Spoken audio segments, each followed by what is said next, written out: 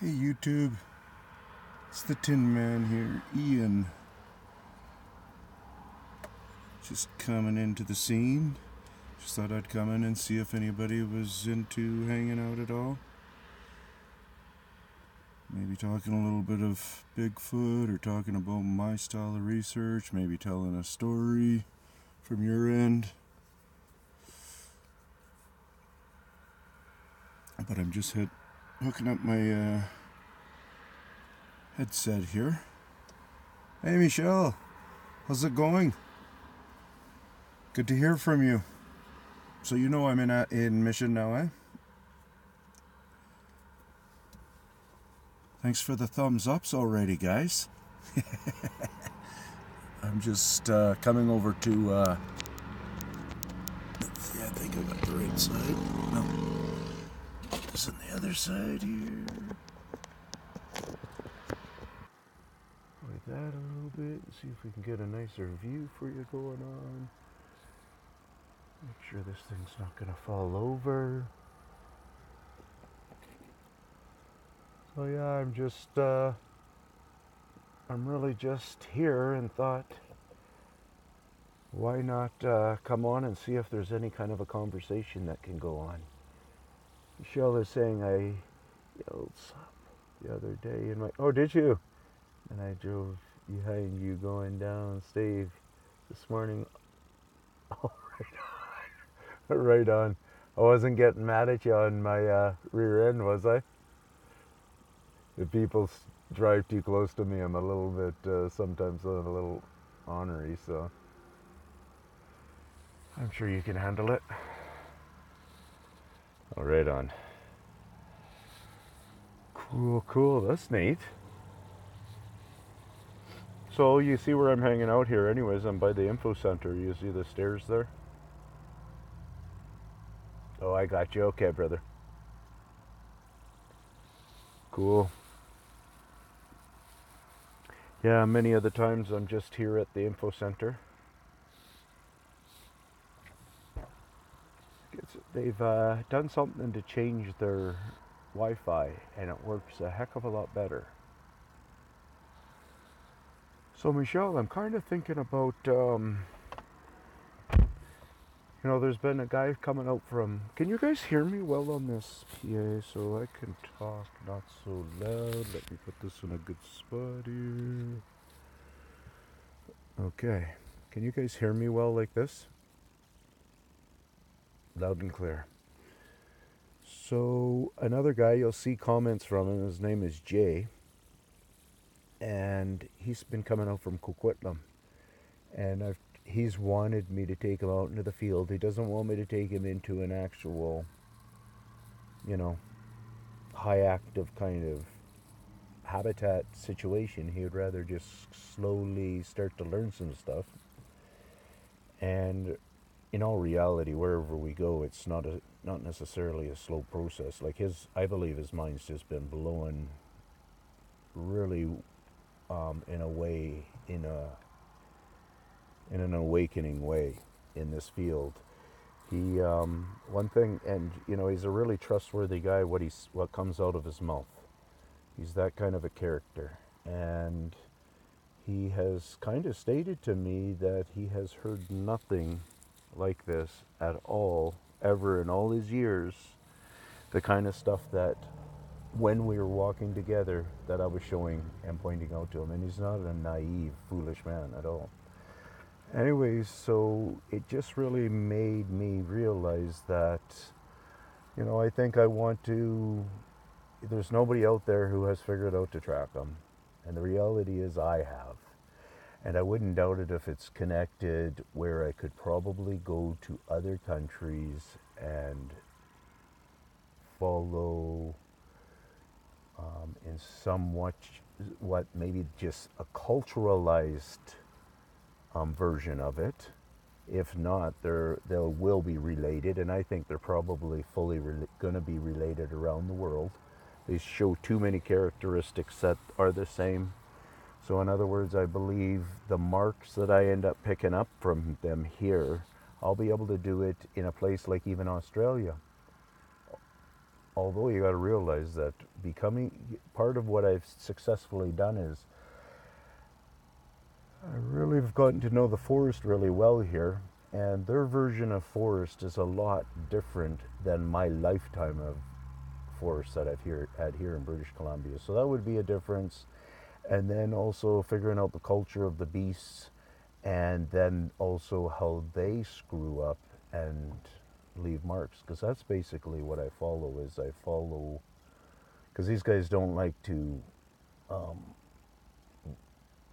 they're only going to leave you a mark on purpose if they're wanting to do it on purpose, and they don't want to do it on purpose very often. So when you do find stuff, a lot of times it's it's just mistake kind of work by them. So having said all that, yeah, I'm just, so if you're interested at all, Michelle, I'm just kind of thinking that maybe I'll just try it a couple of times, or once or twice with a group of people, or one or two or three, however many people show up, 5 people, a dozen people, and we could just go around to, just from here in Mission, meet here in Mission, and we could just all hang here, and I could just state, okay, we got these few ideas here, and we could make our choices, and we'd go in the forest there, and we would be lost in there having a great time with, is that as long as every person that's in the group really does want to find Bigfoot and really does have very serious thing, not like a person who's kind of pretending they want a dog, but a person who really wants to live with that dog for the rest of their life. So a person that's got that with them in their heart with the Bigfoot stuff, they will contact understanding with a lot of what I show. I don't show a couple of things. It just starts rolling out of my mouth to some degree. And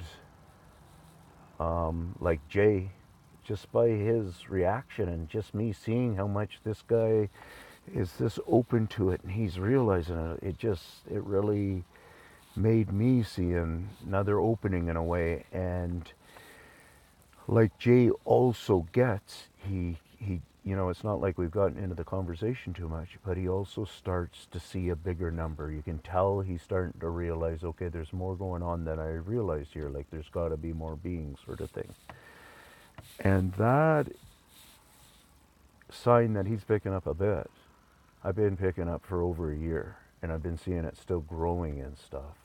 And that is why I want to do this in part. So the people who really do have it in their heart, over in Washington, wherever, that are close by here and don't have to put out too much. Because, when you come here and then you leave and you go back to your place and you put up your own, you make a video on your experience or something, then that will be, what helps me with what I'm trying to do, with me trying to unload my information, put my, I got what I call discoveries. I got things that, yeah, I'm not going to get into that, but, so yeah, I just, I'm willing to share the skill.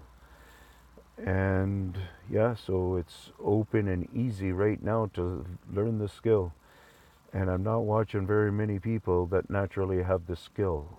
I don't know if I've seen anybody who naturally has the skill. So they're trying to, but I got a number of, people out there that have been for months and months and months, been trying to figure out what I'm talking about. And they're still wholesomely sticking by my side.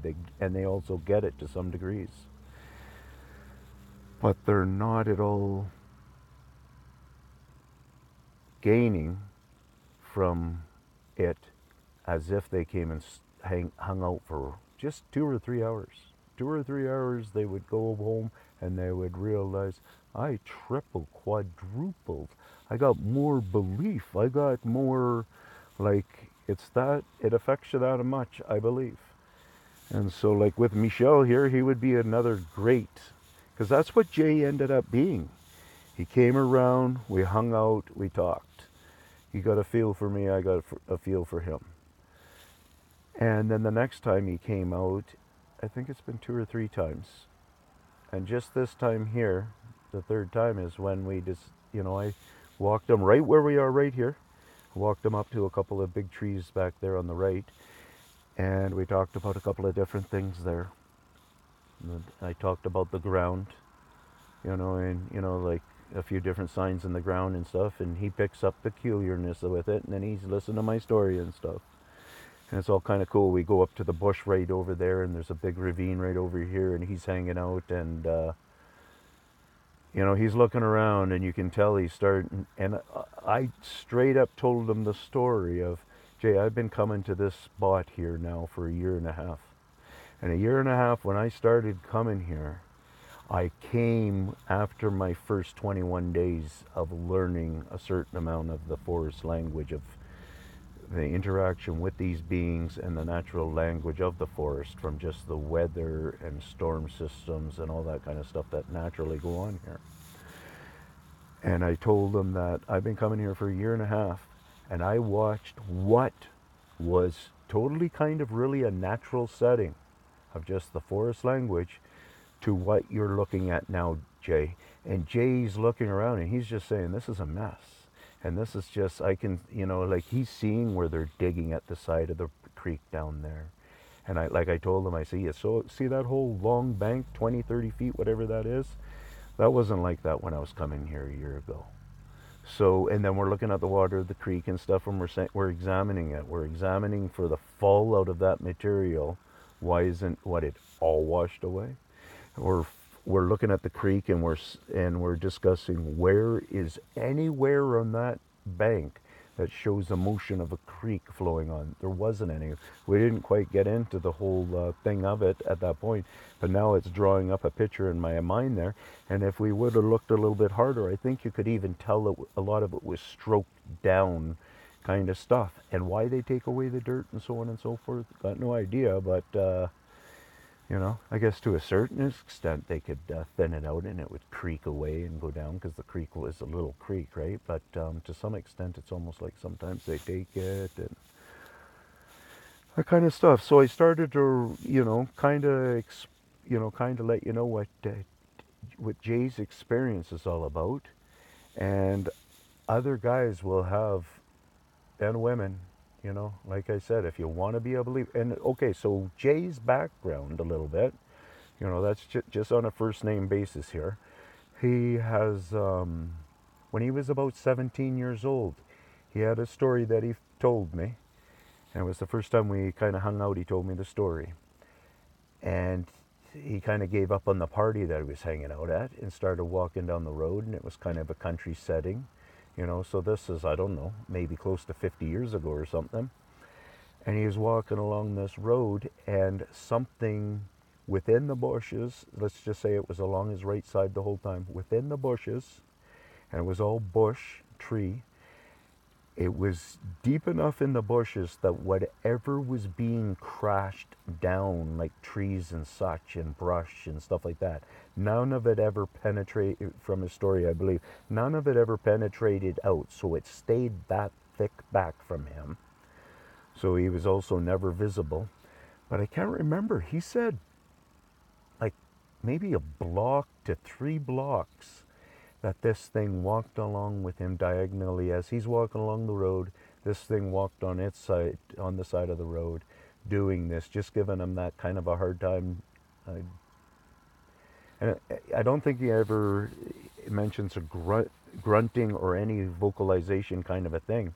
But the funny thing was, when he was talking, he used the word thrashing the brush and stuff. And that's the word that I've on purpose tried to use for my experience with the vocalization and the verbal vocal attack and physical, kind of smashing the bushes or whatever. That's how I've always described the sound, is kind of like almost a breaking noise of a decent sized tree or branch kind of thing. But it sounded more like a thrashing. It sounded more to me, I described it as a thrashing sound than You know, long way of getting around to that. So how is everybody out there tonight in the world? You're off Mondays and Tuesdays.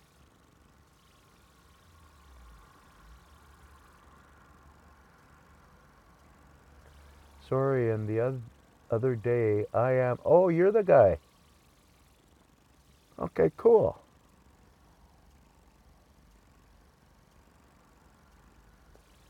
That's cool. So anyways, let me just set this camera a bit. Would be totally okay with coming for a few hours, sure. Well, we should just hook up, do a hookup thing at like on Monday or Tuesday there then. Maybe just do a drink hookup or whatever and just shoot the shit a little bit. And, if we did it, say, right here or whatever, then maybe we could even just watch a couple of videos so I could even see where you're at with on my first face-to-face or anything, and see if you're... if you've had the pleasures of seeing any of my claims to fame here, because not every person gets it jumping out at them, and even if you do, I might be able to add to it, or you might be able to add to the picture for me by, well, did you ever look at this guy over here? And I'm going, wow, that happens. So, and that's why, and then getting to meet each other a little bit or whatever, and then we don't even have to go far. We could just chill. I'm not a big traveler. Like, I actually am working through, to try to feel comfortable. So I do not push hard. So you all know that I'm not a hard pusher. Okay, let's do that, brother. When we hang up here, I will put that in my calendar for sure. 1 o'clock on Tuesday. At the old famous Booster Juice. So it's Saturday night. You don't have any big plans? You seem like a pretty young guy.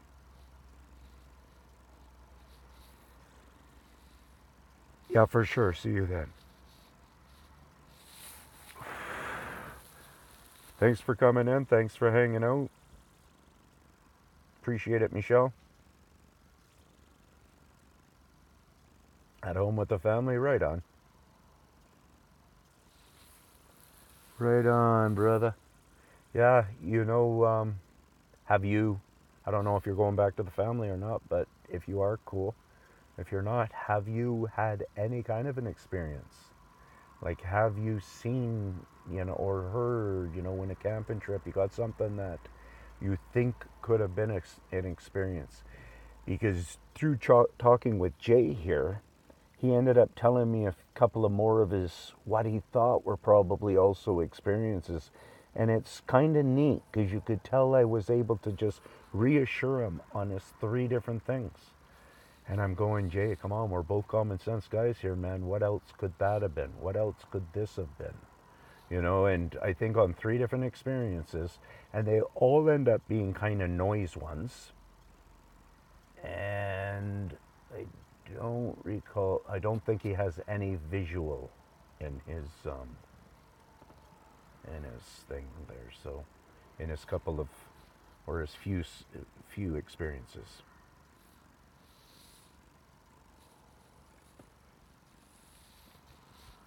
But we're not getting a big crowd. We're not getting a chatty crowd or anything. So I'm thinking about taking off. So let's give it another minute here and see if anything pops up for an... Oh, I am so sorry, man.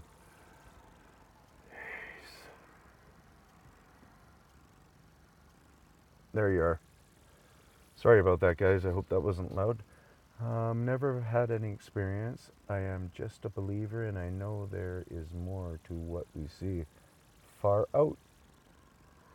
That's a cool outlook.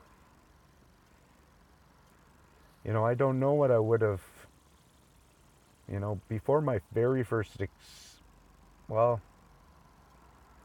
went 100% obviously the day of my video that's called my first face-to-face or first face-to-face. experience or whatever. Anyways, that day I knew I know from there I'm for sure 100%. The 12 days prior to that, I was sure building towards some kind of a firmer plateau like 100%. I don't know how high I would have gotten if that's where I would have ended if I would have walked away on the 12th day. Because the 12th day I had lots of different experiences that I was starting to understand to be beings. Footprints, I was up to, by that time, I would think I was probably already beyond thinking it was 200 or so footprints I had seen along the trails in that 15 acres there. And then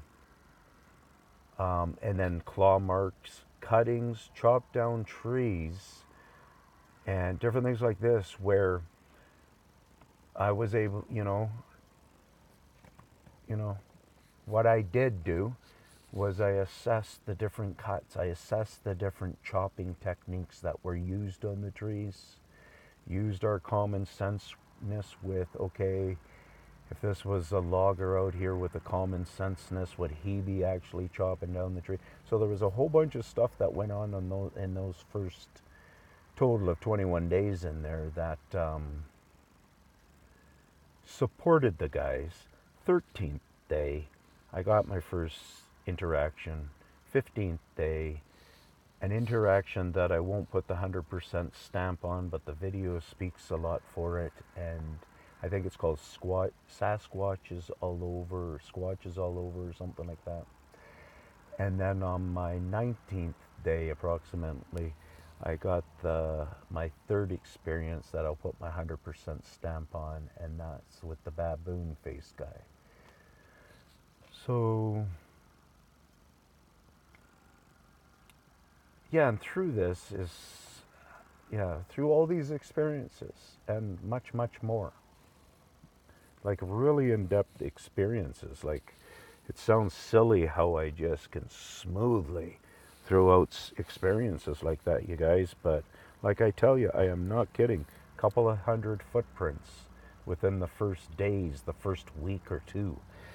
So you think about how that's already adjusting my head and stuff to, make a certain comfort. If I all of a sudden just walked in there one day, seen a whole whack of footprints, all of a sudden seen this thing that looked like a baboon and stuff, who knows how I would have reacted or what would have went on. But that baboon guy, that's fiercely scary kind of looking. He really is, even though he's not showing anger or anything. Yeah, I got to see him on that approximately 19th day. I'm pretty sure it works out to the 19th day. And then the 21st day, I pointed my camera to the back and I said, you see how thick it is back there? I got to figure out how to track these guys into that. So for some reason, I was feeling obligated to take the experience even further. Instead, why not just keep hanging around where I was hanging around, and I already had 3 experiences. I was being drawn with a different thought taking me deeper into this. So I did that where I'm looking at the thick of it and I'm going, how the heck am I going to climb those stairs? Kind of look like what you're looking at, right, in this wheelchair. And the next day or 2 days later, I went looking for those, that. I went to go back to that spot, got kind of mixed up. I found another pathway, and that's where I ended up realizing I can continue tracking these guys. And because that and plus much, much more information, it's kind of a trackable skill that lots of people will be able to learn. It just takes a little bit of memory work, and depending on how good you are with how footloose you kind of are with off trail, you'll have you're different, people will be able to pass me, no problem. Like, I've known some guys that are, hunter type trackers where their mind retains huge amount of information about it, and they would be able to just add this into their experience of knowledge.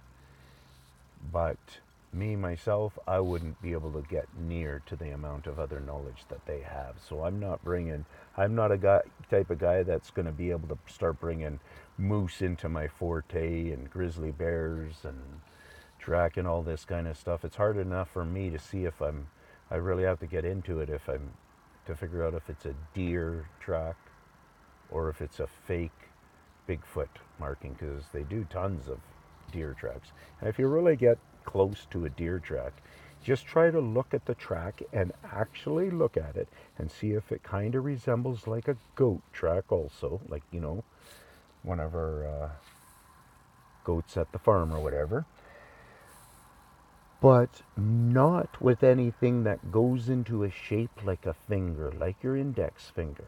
So if you're ever looking at tracks and you're going to think, okay, I'm going to see if I'm out here a ways.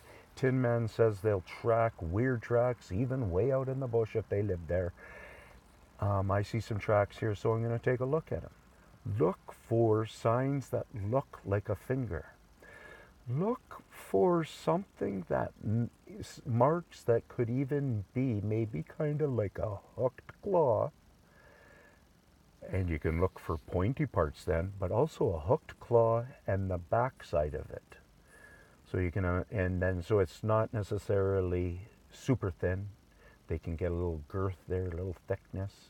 And then think about how a hookness would be doing a dent into the mud to give some kind of an impression, because they use their fingers.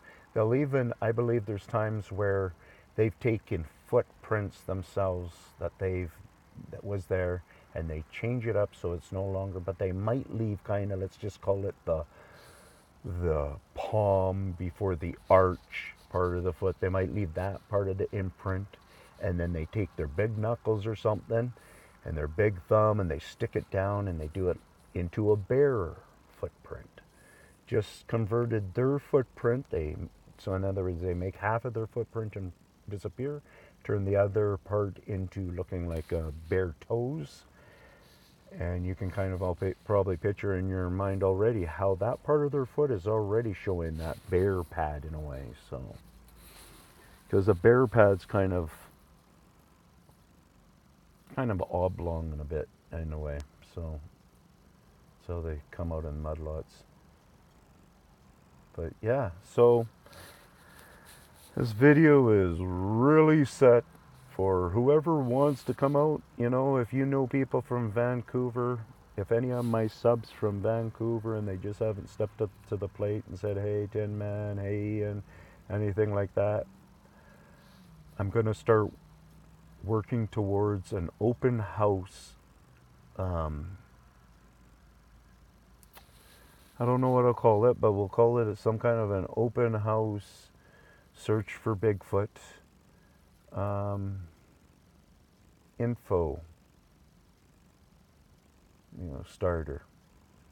Something like that, where it's just, you guys are just going to come along and we talk, we'll ask questions, we'll be practical, we'll talk humane. You guys will put up with my bad habits, I'll put up with your bad habits.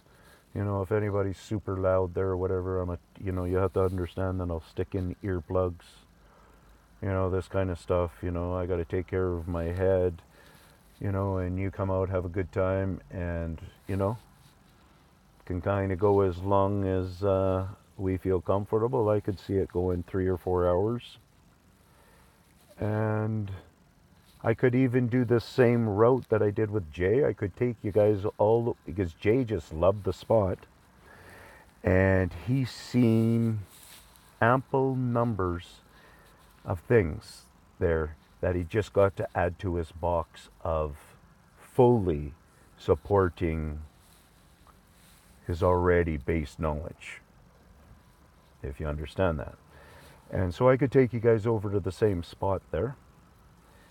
And that's where my vocalization happened at the nighttime. If you watch that video, it's only I got a little shot of it of a 2 minute and 25 minute or 2 minute and 25 second video. It's night vocalization, whatever. You'll find it in my favorites or something. And Yeah, so we're talking a daylight thing. We could go over to that area. And in that area, there's a number of things that I've been watching. So me and Jay got to stop at a couple of them. We could even go to a couple of other spots along there. I could take you guys to where, how I know that guy was stalking me who growled at me that night, because approximately 45 minutes earlier, on the kind of on the other side of the park in a way, let's say about 1,000 feet or so, they is where I turned around from being at the beach, and I turned around with my flashlight on, and I seen or there was a stamp of a bare foot that was full fresh. The water was just coming up into the toe. It was a skid down on the back heel, where it was a guy, he was coming down on the sandal step and he tripped up a little bit, caught his heels because I was probably mid turning. So he did a skid mark because of that, and also couldn't patch up his little mark there. So I turn around, he's busted. I laugh about it. 45 minutes later, the guy hears someone's growling at me. So I assume it was probably him. And if I'm correct on the memory of the size of that footprint, it's 9 inches approximately is what that one was. Well, how the heck? Yowie down under, what are you doing, brother? Thank you so much. I need a drink, like a water drink. Josh is going, oh no, I knew it. Ugh. So good to see you in here, Josh. Are you enjoying my headphone experience? Can you tell it's a headphone? Let me put this. Testing, testing, 1, 2, 3. Is that kind of, would you like it? Hey, maybe I should do one of those Asmir things, you know? Hello, everybody.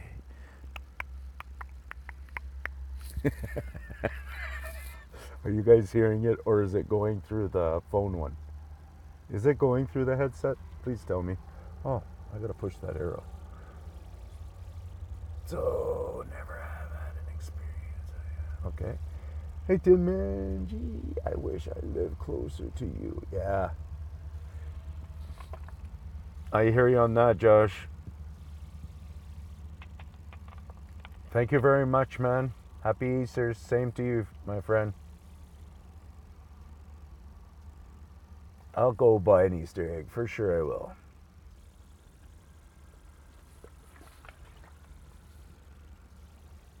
Loved your video upload with you goofing up. Yeah. You know, that takes a lot of guts to put something like that up, doesn't it? Yeah. That seems to take a lot of guts. So I thought, you know what? I need some guts building. I don't know where my show ends up taking me or anything. What, you know.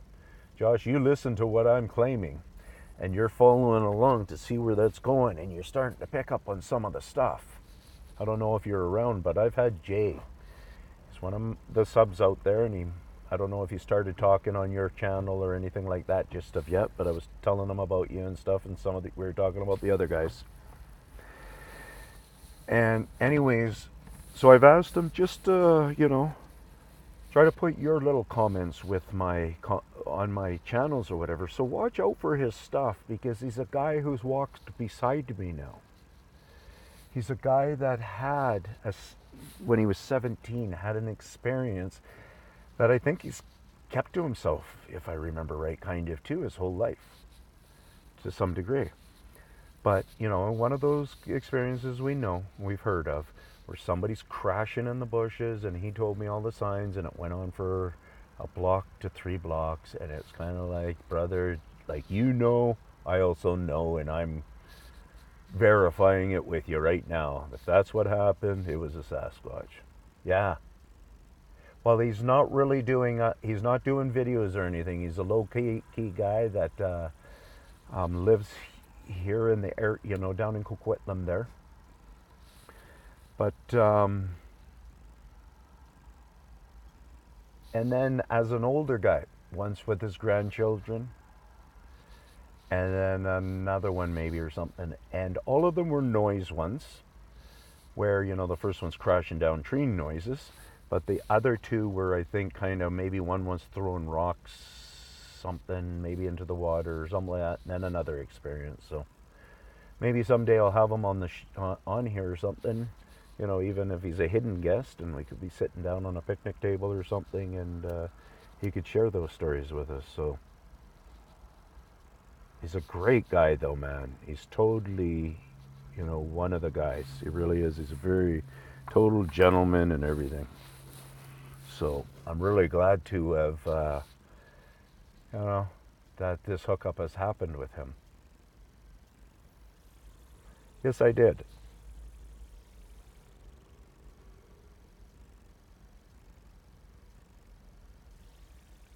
Yes, that it had your Yowie one. Yep. I think I had already. Did you not already put that print up? Well, you know, from my experiences so far, and you know, I haven't had. I don't know about that thumb kind of big toe that sticks way off to the thing. I haven't looked at a print that has anything like that. So I not connecting much with that yet, if you follow me. The prints that I mostly connect with are ones that are in a fair amount like a human print.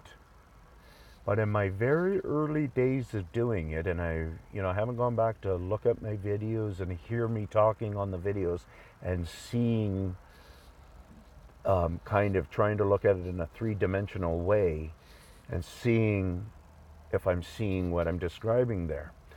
And hopefully this works out and you understand me. But basically, those prints that I was first finding, I was finding prints with two breaks in them, if you can understand what I'm saying. You know, in all reality, a human foot has something like three arches in it or something that kind of makes it stable or whatever. There's three parts to it or some shit. I'm not really sure. But if we really stepped in sand, it almost seems like we just kind of got that one arch, and that's where we do our foot support. We call it the arch support and all this kind of stuff, right? So it almost, to some extent, not using your toes as the squisher, but if you took your foot and you kind of squeezed and you were trying to pick something up in the palm of that arch, you know how you could make a little pile of sand there? Well, turn around now and you step off of that sand, and you can kind of see how your foot just makes one pile there with sand. That's kind of the imprint of a human's footprint, what we can do. And well, in those first couple of times, or that month or whatever it was, that I was really hit with these things, was I had come across many prints that indicated that there's two of those spots in the print. And that they, you know, because they're awesome get-arounders, obviously. So their foot is so athletic that they're quite often using that motion. So in other words, now all of a sudden put a stamp of a foot down on the ground, and you got the front toes, a little bit, you know, the toes run on an angle there. The arch almost seems that, you know, like I'm talking about the squeezing part of an arch form there, seems to be directly behind those toes where it can actually make a pile. And then now you go to the other side of the foot there where the heel is. The heel seemed, in every one, it was really surprising where I could believe I was seeing these two different arches. The heels seem really short, like almost as short as a dent as my little foot would do compared to a bigger foot that they're doing. It was just seemed very short, and it's in directly right in front of that heel, as it's starting to come to the palm of the foot or whatever, the center of the foot. It also showed indications of another arch there. So I don't know if I'm talking about something that's just common. I've been throwing it out there a few times. I haven't been able to, I've gone on, you know, I don't do it all the time, but I've gone on a couple of Bigfoot things where they're showing the different casts of the Bigfoot Sasquatch feet and different things like that.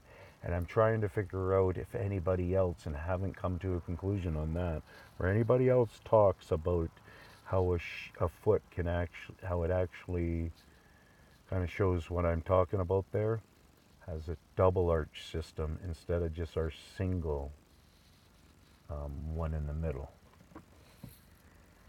You know, like a ballet person can flex their probably really well in the middle, or they're turning it into like a C almost, like the shape of a C. And that's what I think I'm catching up on with those guys. And then so to add to that, to make senseness to it, is now imagine that going around, say a 9-inch foot, going around a 2-foot tree. You know, they're climbing it and they got their feet down there, and their foot can bend that much more. Because you know, like I said with ballerina, she's able to make her foot like a C, but she's not really, kind of like almost closing it. But if we thought about a foot that has those two sections of bend there, right behind the toes, almost on the angle of the toes, I think, and right at the heel, as it starts to come towards the center right there. So, and now you do that flex, and if it still is maybe able to manipulate in the middle hump still somewhat like our feet, then yeah, there's a really nice joint system there in the foot for being able to hug the trees really well and still have the normal toe. Because remember, that's part of the thing with the apes and stuff, is when they got that big toe that's sticking off way over there, that's part of the reason I think that's there, is almost so it's kind of like more like a hand, it's able to grab back there. Yeah, look at how much our hands are actually like an ape's foot in a way, eh? So yeah, you agree with, I don't know what you're saying you agree with, so I won't say your name. I said a lot there, Josh. Oh, so with my thoughts on, okay, yeah, cool. So, damn it, I'm so sorry. Hope that didn't kill your head. Just bugs the heck out of me every time I do that. I got the wire hooked up to it, right? So if I pull on the wire, then for my headphones here, it did. Sorry about that, dude. You had headphones on too, probably. So yeah, so you get what that makes sense, kind of, Josh, there, how I described those, those prehensile feet. Is that, the tail there, Josh, is that what it's called? Something like a prehensile tail or something like that? Yeah? And is that because that, I would imagine that and that's different degrees of flexibility. So in other words, I think that means a flexibility and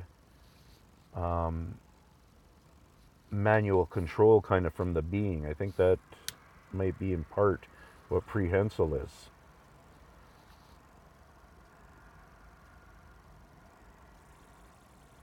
Oh yeah, thank you very much. I'm going to read that one out loud. Okay, so first of all, I got 6 viewers. Thanks everybody who's stopping in. 6 thumbs ups. Thanks everybody. That's awesome. 6 and 6. It's a good number, just as long as another 6 doesn't come. So as long as I don't have 66 viewers in a couple of minutes, then that's cool. Josh from Yowie Down Under. Awesome guy. Awesome channel. He's breaking it up into a couple of things. But anyways, says a very nice compliment to me of, you always make perfect sense. No one does what you do. And I really appreciate that, Josh. And you know what? We can do what I do. So we're just being reminded to do what I'm doing, I think, in some respects. Like, I'm getting better at what I'm doing, I think.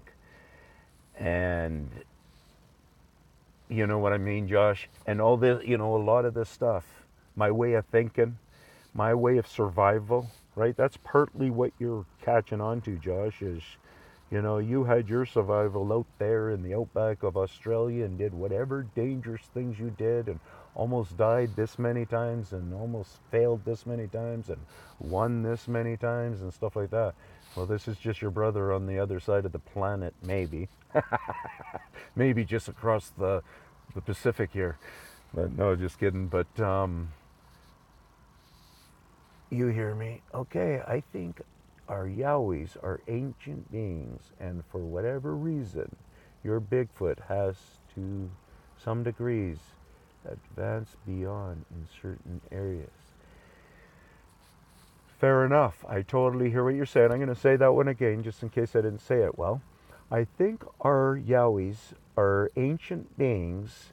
This is Josh saying this from Australia. And for whatever reason, your Bigfoot has, to some degree, advanced beyond in certain areas. Yeah, I hear ya. Did you see that leaping Yeti one? Battery low. Just a second here. What the? I'll be back in a second.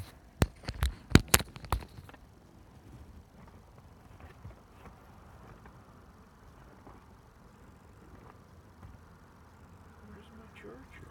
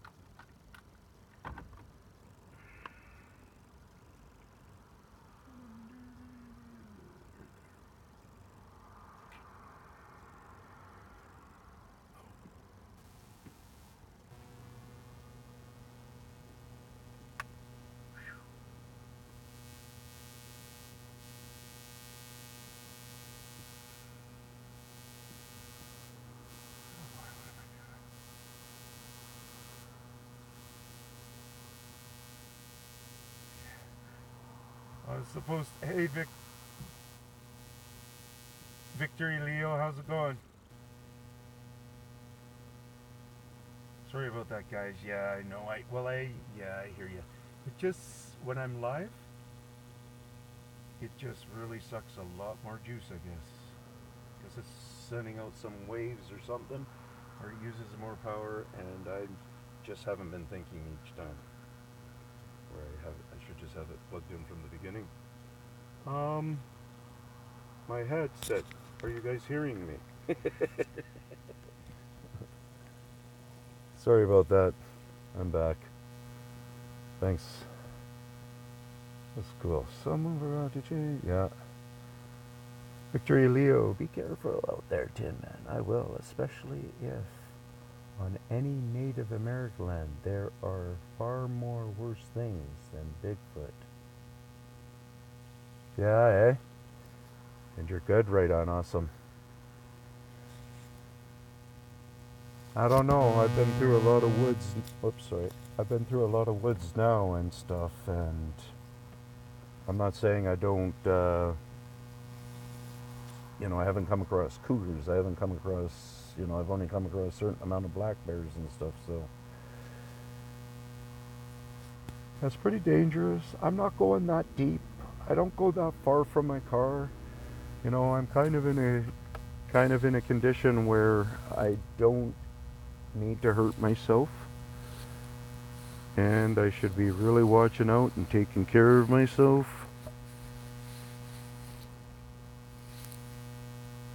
I'm kind of there more than what do you call it? Oh, brother.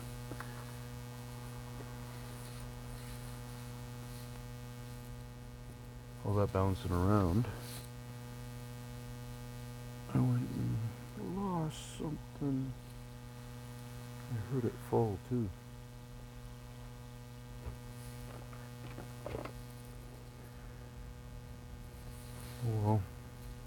can't end the show on this note, can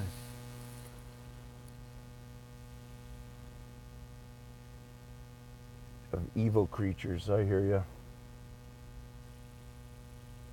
Yeah, I hear you. So Victory saying, I'm speaking of evil creatures of Native American myths and legends. Well, you know, a lot of the stories with Bigfoot and such, there's some pretty crazy, unbelievable stories with that too, we all know, eh? And I don't know if you know this, but I actually have a video up of where I was growled at, and a whack of bushes were thrashed, broken, threatening at me to just leave where I was. And I went on for probably a minute and a half or so, kind of testing my fate a little bit and trying to argue. And in the end, threw out another growl or so, and I said, okay, I get the message, and I left. And so, you know, I've been to that spot where I know how mad, like I knew at that moment there, that final growling he's saying there, he was telling me, you know, kind of like your dad saying the last time, I'm coming in the room if you don't just shut that door. You know, and you know when it's your dad's really saying that last time. And that's why I said, okay, I'll shut the door. And then as I went down a little bit further, I kind of slowed up and started trying to engage a little bit. And that's part of trying to figure out if the thing's still stalking me.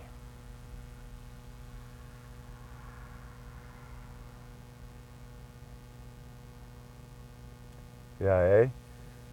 So Victory Leo is saying, true, this creature is just as big as a Bigfoot, but has a foul smell of rotting flesh. I'm kind of lucky with this, without having much to do with stinky stuff.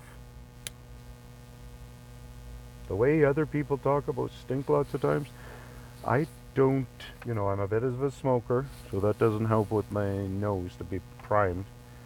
But I also don't focus into that part of me much. The sense of smell. You know, I don't have the best hearing in the world, and then I got my couple of hearing ailments, so they obviously work against it too, but I work very hard on trying to hear well, and I've actually been working on my visual skills too, like trying to be aware that I'm trying to look further. I can even do it just driving down the road. So imagine me driving down the road, and a ways down the road I see one of those bridge signs, you know, those yellow and black striped ones, because there's a post there or something, reflector, and say I'm 200 feet away from it.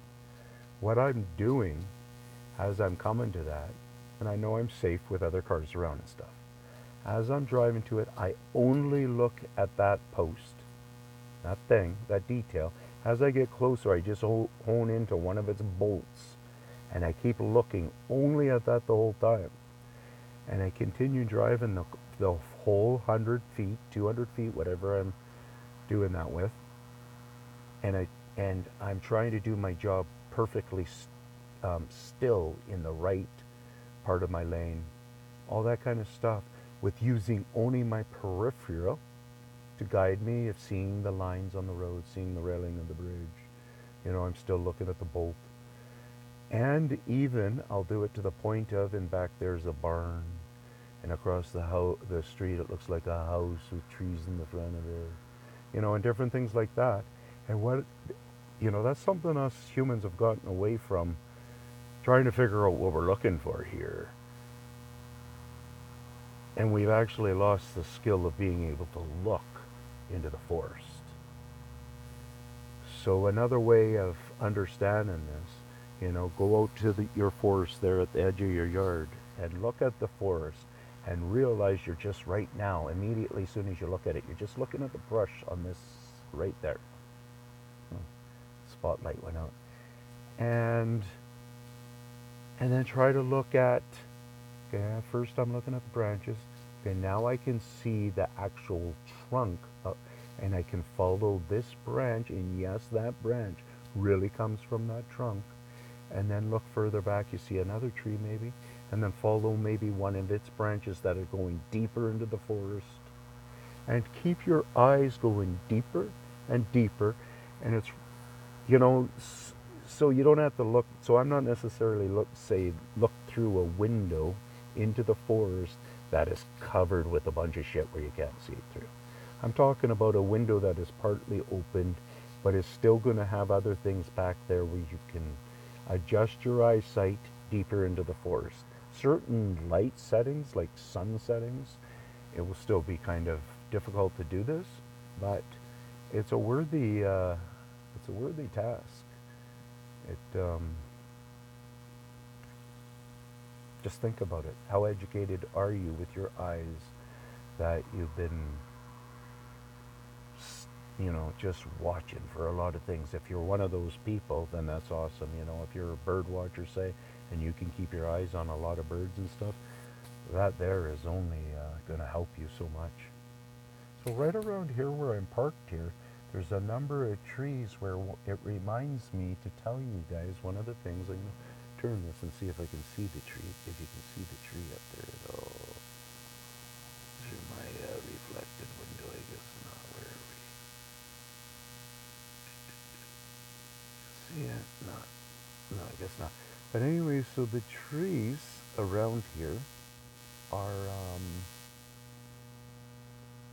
a number of them. The branches that are all facing the highway are all good and intact, a lot of them. The ones that are on the backside that are facing the bank, and we're talking about a tree that does not go above the height of the bank, keep that in mind. So it's, the back of it's to the bank. Well, this one I'm looking at, probably about 8 feet up, it's got a branch that's broken off and tiered down at the blackberry bush. And then it's got a whole bunch of branches broken off. It's hardly got any branches on the backside. So what ends up happening here is, remember, there's a lot of juices that go when they do this kind of stuff. So what's going to happen with that in particular tree, it's going to have a really thickness on this side that they like, more so than they care about the back of it, because the visualness that's already deflected from the height of the bank. So they feel secure that nobody's going to come up to the top of the bank easily and look at the back of the tree and see that you can see into the tree a little bit. And from this side, anybody looking at the tree won't be able to see into the tree at all because it's going to be nice and thick. Hence, because this is a leaf tree, it might have a thickening right in the base. Watch for that. Where you guys are in a good area where I believe they're implementing, let's say, rainforest ecosystem.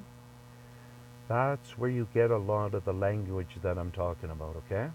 So some of you guys that are in the super dry climates, what you're first looking for is you're looking for an area that you think because areas could be much smaller, but an area where you think that is becoming greener, that is becoming into the rainforest of the ecosystem, and not, it's coming away from the desert part of the system. I would engage those areas and watch them expand and stuff, because that'll be nice to know if that's what they are doing. If they're expanding in Australia and some of the hot desert areas, and you can start seeing that they're actually expanding on the marshes and stuff. Because that's how you do it. You grow a bunch of trees and you grow them fast, then you knock them down in the area, and all the leaves and all that stuff, over the years of doing this, recycling kind of thing, you make this kind of a ground that will hold a huge amount of moisture, and it won't all dissipate back up to the heavens. because the canopy that you're also growing is holding all that moisture in there. And as that's happening, you make the area wider, you make it longer, and that's why you see stuff creeping onto roads sometimes and stuff, because their natural thing is they'll take over your road if they can. It's not like they necessarily, let's go take over the human's road. They're just taking over the road, I think, is kind of I think there's going to be something in there that's a lot like an ant, I always say, how they're just, they're built to do what they're built to do. Kentucky? Is that where you're saying? Kentucky?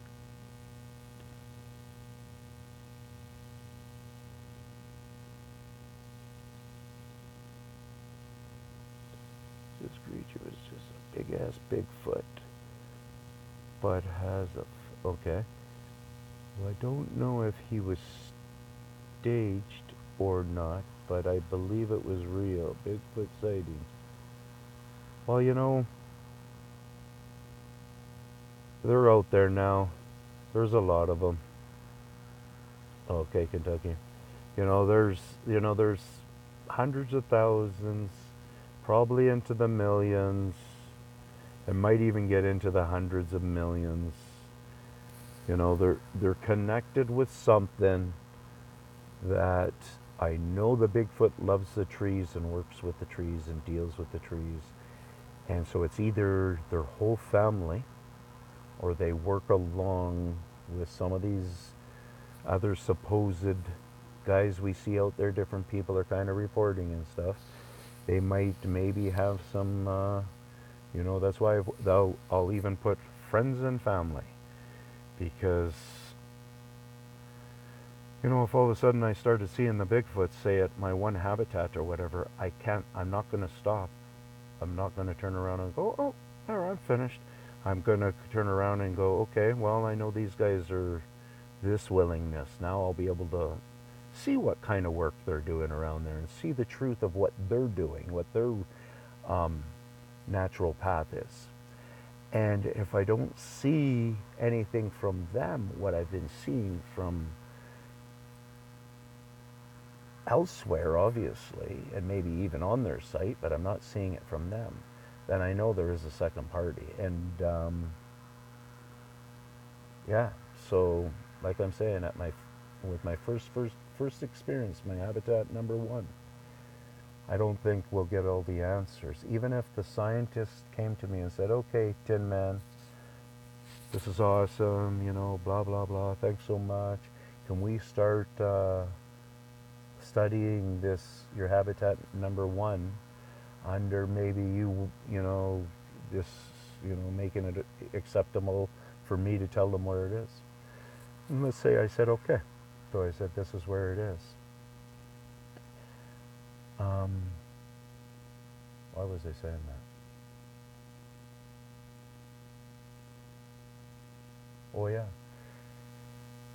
Why they got to do and started to do whatever they want to do.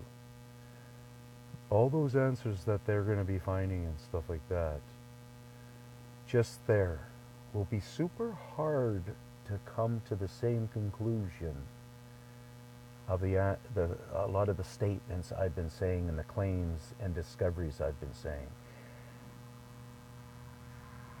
But those guys will learn within that spot there.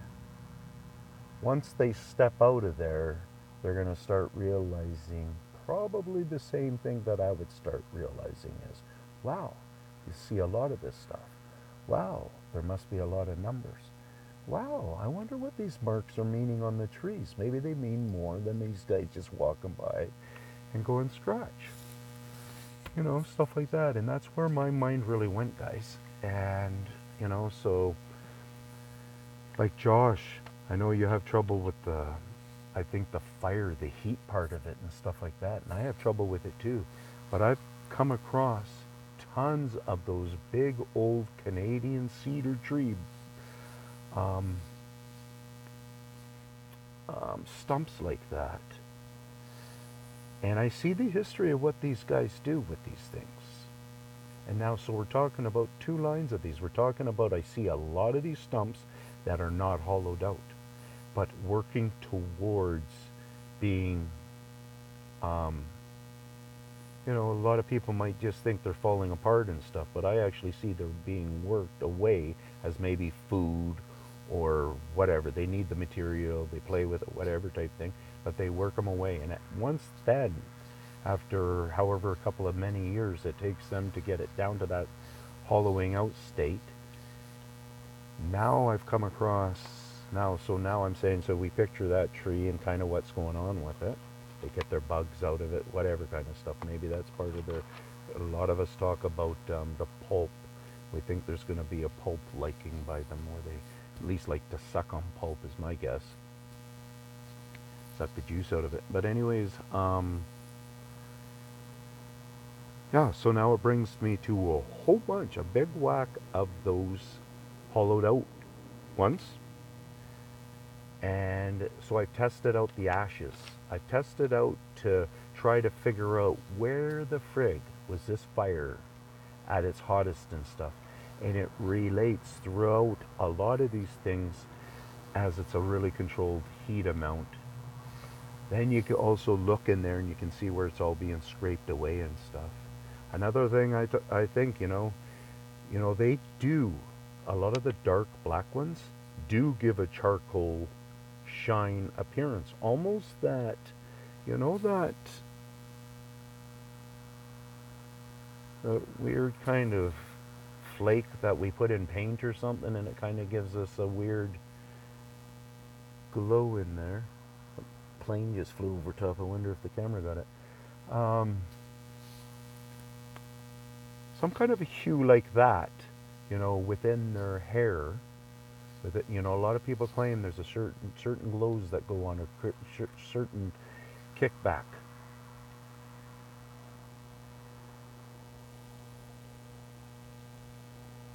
Might be silly. So Victory is saying might be silly. Could be Bigfoot scratch uses trees to eat bugs, and the sap could be a way to trim their fingernails in the process. Yeah, you'll end up realizing in time, I think, we'll end up fully realizing in time that their nails won't be, trees and stuff won't affect their nails. I think their nails or claws are going to be, because I connect their claws with many different things. And I connect them even picking at rock in our concrete, picking at rock in our asphalt pavement, and actually even cracking rock, breaking stuff off, breaking concrete off, making crack lines and then breaking it off.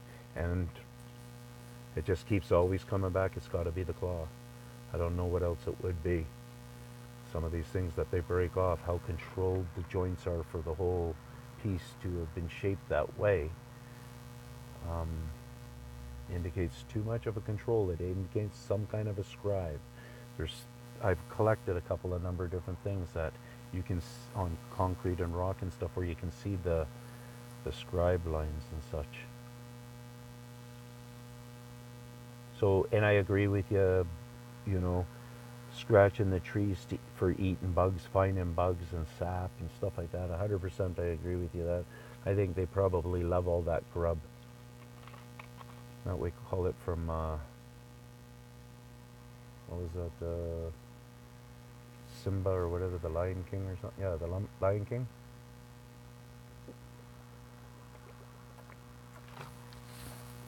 I pulled my water out probably like 15 minutes ago. See, that's how insane I can be, guys.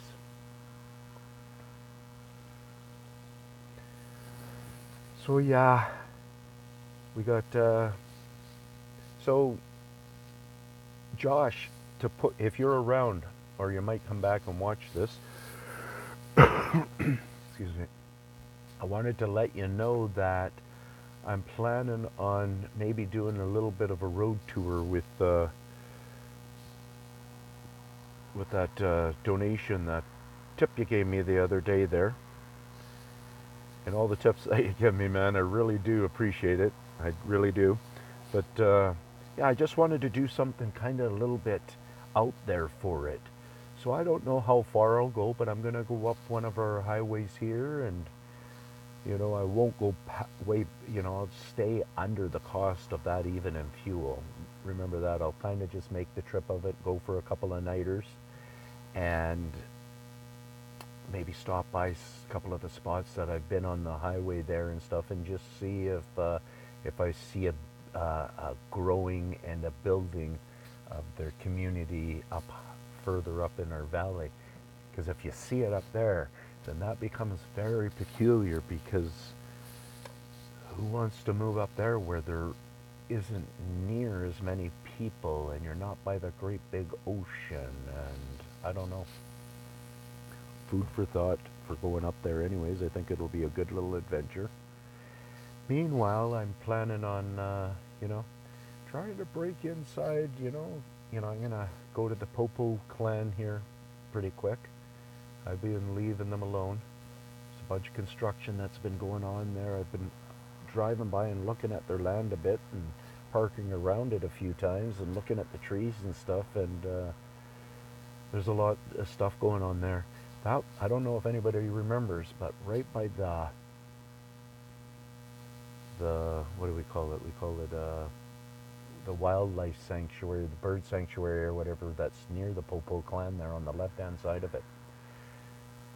The forest of trees that grew in there, guys, I pointed them out. I said those trees were, they're gonna, this summer, they're gonna grow so tall, they're gonna block out the Popo clan marker tree back there on that certain angle that I was coming. And I haven't taken that video yet.